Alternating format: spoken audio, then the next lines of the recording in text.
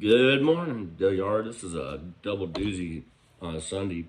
You saw my bold prediction about the Falcons. I really do believe that. Yeah, the team seems more comfortable in the schemes, and that's a never. Look, even lack of talent, playmakers. When you get comfortable in a scheme, you do get better. If we're going into the defense, back to the prediction, I'm thinking Grady's going to have to feast. But I will say this: we talk about Grady. Grady's has moments of tendency. To me, sometimes it disappears, but I think with the most tackle, if Grady can get inside and cause disruption, he's really going to make it difficult. I mean, very difficult. Garoppolo, especially if Garoppolo starts. Trey just can't pass yet. I mean, Trey's that. So pulling the Trey Lance thing, I'm going to go into one of the scenarios I put on up today. I put two, right? One when I've got a pass rusher. I've had three, actually. Two are pass rushers. One was George Karlaftis and one was Thibodeau, right? Here's the reality. It, for me, in some ways, is a hard sell. I don't know. I like the draft geek in me says, hard picks. But the truth is, picks are crapshoots, right? I think Clarence used to say that the greatest way to part. Often we put all our hope on these picks. And look, sometimes picks don't even make the fucking team, and there's not a lot separating an undrafted free agent from a fourth rounder a lot of times. That's the truth. I mean, you know that. A lot of guys are happy they don't get drafted. You know that because they can negotiate where they want to go and scheme-wise. So, again, I think we just get wrapped around the wing about how great draft picks are. Draft picks are not that great. First rounders, second rounders tend to be pretty consistent, obviously, but there's a buzz factor. But and you can find some draft picks. I mean, by all means, you have Grady fucking Jarrett, but let's be honest, we were probably the ones that wanted Grady Jarrett because he fit our system, but he might have been undrafted. That's how shit goes, and it's a second round talent because of specific scheme fit. So my last draft was odd. Let's talk about first two. So going up for Thibodeau or Karlaftis is going to be expensive. I don't care if you're like a top 10 pick or not. But if you think one of those guys are a foundational edge rusher, I mean, literally love that guy. Like you look at him and you see him 10 years being at the worst a Patrick fucking Kearney, at the best being a game-changing Bosa type talent. You gotta go. Is it chips in? Yeah. You're right, Lethal. Yeah, Jason, it is chips in. But let's also the reason why I'm not anti it is because in the day you don't get a lot of great pass rushers. I mean, you get a lot of good guys sometimes.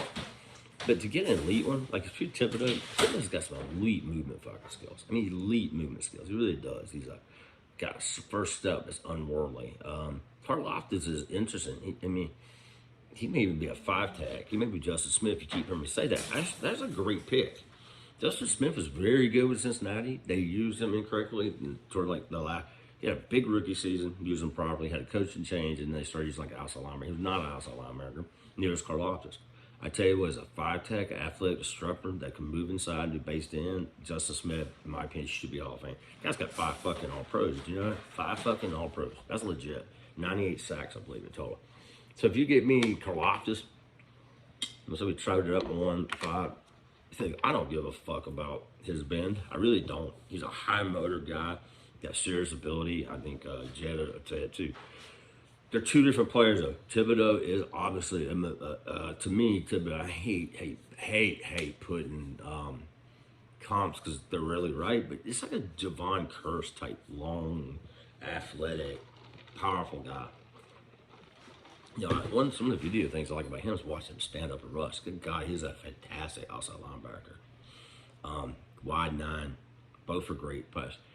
When you get in there, now Hutchinson to me is the key guy. I don't think we got a shot at Hutchinson. If I'm Detroit, I'm not hesitating. I'm going all day to Hutchinson, man. If they pick somebody besides Hutchinson, I'm gonna be like, what the fuck? Make the trade now. Aiden Hutchinson is phenomenal. Thibodeau could go higher. He could be a number 1, 2. But like I said, if you don't get in that number 2, maybe 4 spot, you're not getting a pass rusher this year. I love Stingley. I don't think Stingley's worth the trade-up. Hamilton, I love the ability, the rarity, but unless he fell, I probably wouldn't trade up.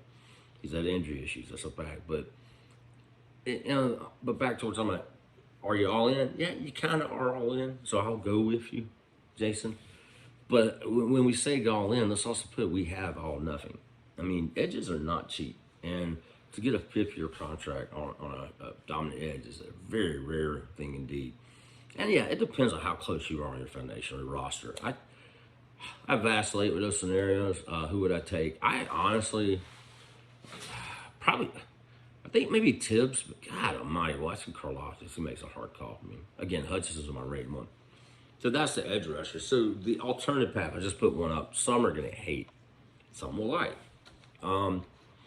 This was a weird one. So I traded up with Pittsburgh, who wanted like Matt Corral. They say Big Ben Jr. Bam, right? So we're down like 15, 16, I can't remember. I took Nakobe Dean. Kobe Dean is a pass rush terror in himself. So it's a different player. He's an all dynamo, hellacious leader of the defense. He's somebody foundational. Both scenarios, I'm keeping Grady, by the way. If you're not gonna keep Grady, then you might as well not fucking go all in on a high pick. I mean, your whole point, if you keep Grady, you better get some serious help, not just fuck around help, in my opinion, because otherwise you're wasting your time. I mean, in my opinion, I'm gonna put this out there. Why the fuck go for an edge if you're gonna keep Grady? Just fucking keep building and call it a rebuild and hope you get lucky. I mean, because the whole point of having a tier guy can rush is to have somebody outside that makes it freed up too. Now you're double teaming those guys, right? So if you're not gonna keep Grady, I'm not moving the fuck up for nothing. Jordan Davis is a fella I love him. Need more look at him. I like Jordan Davis. I don't know. I want to spend top 10 on him. Let somebody else do that shit. So in the other mock where I went down, grabbed Nakobe Dean, plus his hometown voice, some branding there. People, he's beloved by UGA fans, as you know. Then I came back up in the round, notice that late, and I drafted Malik Willis. That's where everybody goes, huh? So Malik Willis is one of the most intriguing prospects I've seen in years. He actually does look physically like Michael Vick. Thick, built, short quarterback, huge arm. Man, I don't like his pocket presence at all. I don't think he's there. He's the guy you stash. The reason why I didn't mind it is you're growing up. Let's say he's there, even if he's even there, by the way. You find him playtime. He's thickly built. He could run some wildcat. He could, he could also, maybe in the wide receiver, maybe some trick plays, maybe some things rotating in. But he's not a guy. But if you can develop him, let's see if you can develop him. Remember the scheme discussions we've had about Smith, how stable, how real, and I think JD said best that operations piece. If he could fit in that operational piece, he is worth it to me. Big arm, big RPA plays. But if you're going to put him in right off the bat, I don't think he's going to do well. I think he's and Trey Lance is taller, longer, in my opinion, has a little better accuracy. That's legit. I think Trey in the pocket was a little better.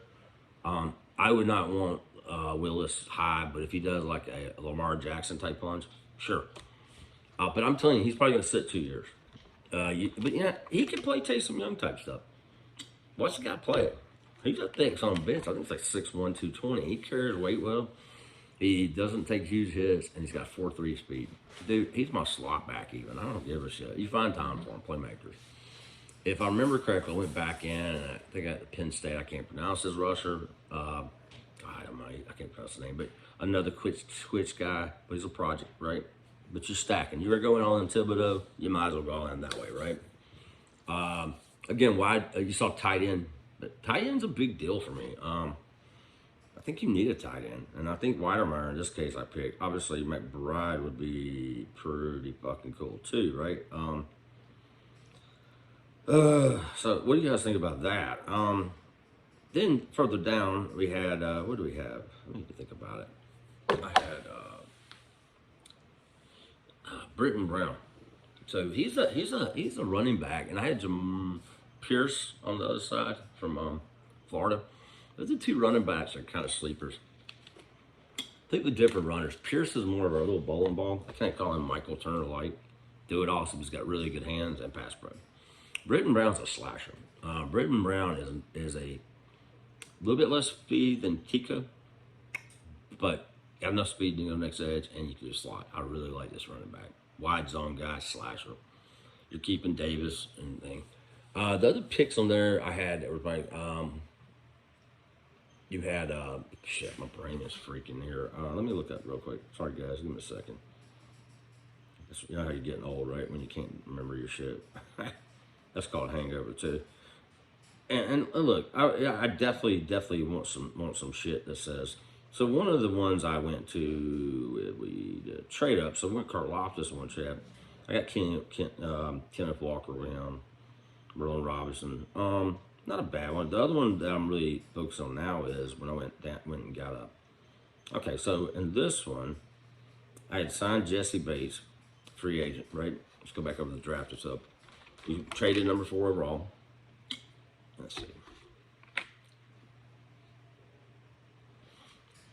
We got Kayvon, Jesse Bates, all-pro safety. Okay, I don't know how the cap works on that, but I think a guy like that, it changes. I had Butler, nose tackle type, not impressive for Butler, but he's a good nose tackle. I had Traquan Smith because we had a receiver. And then I'm having like Hurst or somebody to round out. And I had Newell Hewitt as one of the linebackers and retaining Foy. One guy would have been Sonny Michelle, but in this draft went Kayvon, McBride next pick, or Weidermeyer, either one, right? Arnold Ebiketie edge, again, kind of a stockier player, but looks like a piece guy. Romeo Dubs, he's a athletic dynamo, hand suspect, times 6'2", 200, wide receivers, and Damon Pierce, right? Damon Pierce, again, talk about. So he's tough. You hear that in the background? The second option, I went up all the way up, and so I got Malik Walsh, talking about him. I had Jalen Weidermeyer, right up in Weidermeyer's inline tight end. Zachary Carter, I want you guys to pay attention to him. He's a 5 tech, can reduce inside, 6'5", 285. I like him. Is he a 2 type player? I don't know, but he's got powerful long arms. You know, even if he's a T-Jacks player, I don't mind. I also got an interesting pick in Terrell Bernard. Check out Terrell Bernard, 6', 230, very physical inside linebacker. Got some athleticism, but when you have a Dean and you look at the rosters of the piece, they had a lot of those guys in that Dean, Burrell type speed, stiff, stout. They're stouter than Debo. Britton Brown, I talked to you about, really like him. Troy Anderson is where you go, like 152. Troy Anderson. Troy Anderson, watch him. Bug Buchanan, finalist, I believe it was, but this is a 6'4", 235-pound former quarterback. He's also rushed the ball, played wide receiver, and linebacker. Incredibly cerebral, athletic, and big. You talking about go-go gadget. I'm not sure he's not an edge rusher when all said and done, but I love the athleticism of him. And then last I picked John Ridgeway, 6'6", 315. Just a nasty, typical P's rotational guy, long and thick. You see him all over his rosters. So to recap with that one, we basically, the last one I put up, we traded all the way up. We traded down. Picked those picks, and Pico came back. But what about Malik Willis? What do you guys think? Cog, I know you like him, so I'm throwing 2. So do you like the trade-ups? I mean, do you go for the edge? Do you stay where you're at? Maybe get a linebacker? You know, maybe a receiver? What do you guys think? So many different options. And for new guys, I apologize for the constant scenarios. They are not mocks. This is not the land of G-Dog and Ike Barn. I am not predicting this is what we're going to pick. This is simply done for scouting perception. So hopefully the goal is you get to see what's out there. You get to get videos, spark your interest. I like to have discussions about them. I just got some great feedback by Jed on the kid from Penn State. Yeah, he is pretty twitchy. So anyway, guys, last video for the day, most likely unless I get bored. Hey, beard looking fine, even been out, drinking all night. Jesus, me recommend 4 Roses bourbon. It is great, but only in moderation, kids. Don't drink at home as much as I did. Anyway, so what do you think? So at the end of the day, we have 2 guys that are kind of gadget guys. 2 guys that can be quarterback. 2 guys are diamonds in the rough potential. Do you like that type of draft, or do you like more stable? I go back and forth. I'm in the BPA. BPA for me means something a little different. BPA may be a measurable thing, depending on what round. I do like analytics toward the end of the draft. Rings, you're much more analytic guy than I am. I like some of that. Analytics for me, and the top tier prospects are not my favorite. And I know that sounds silly because I just like to look at how a player plays.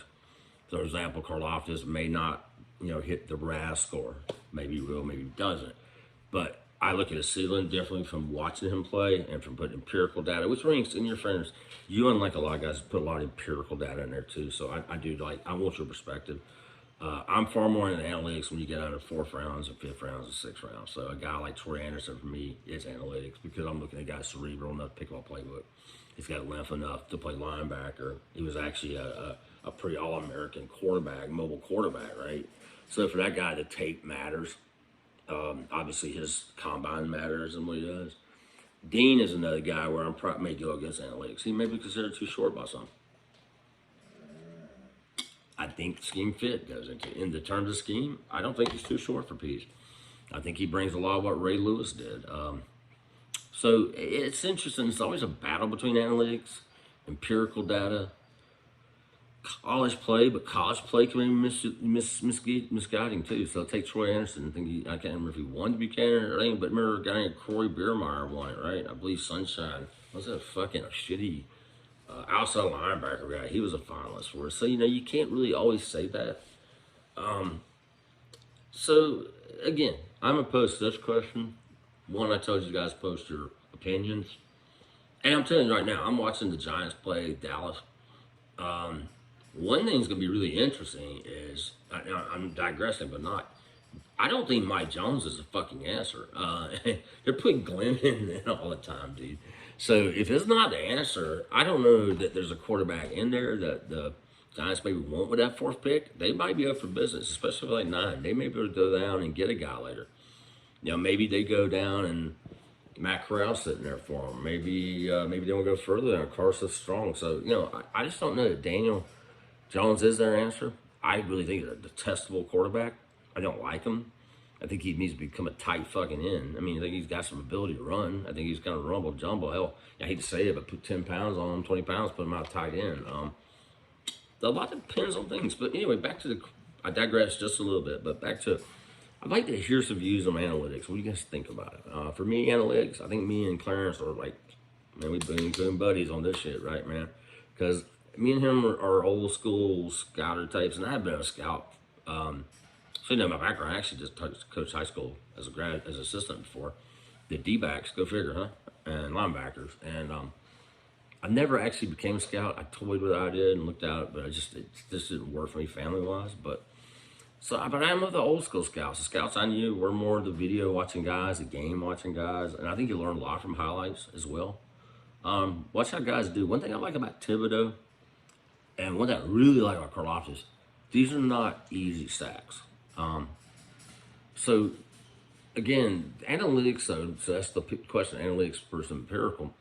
And Rings, I'm not picking on you because a lot of guys in analytics, I think Jason too. How do you marry the two, and where does analytics take over where this film goes? That's a question for you. And two, what would you say if we went up and got a premium pass rusher? We don't have a premium pass rusher. We do not. Is it time to go get one? They're expensive, so all that said, long video. That's my second. Hope you guys have a good day. Talk to y'all later.